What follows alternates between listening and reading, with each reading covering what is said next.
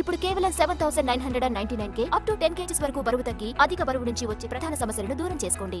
కాంగ్రెస్ నేత జగదీష్ టైట్లర్ పై హత్య ఇతర నేరాలపై అభియోగాలు నమోదు చేయాలని ఆదేశించింది సిబిఐ కోర్టు.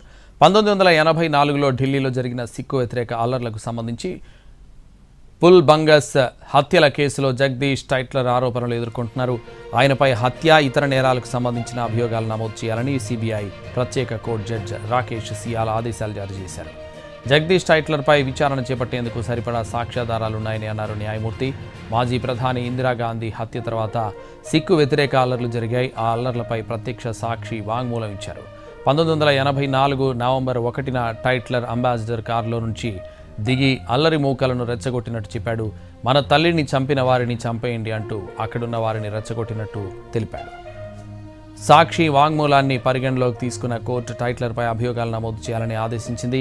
తదుపరి విచారణను సెప్టెంబర్ 13కు వాయిదా వేసింది.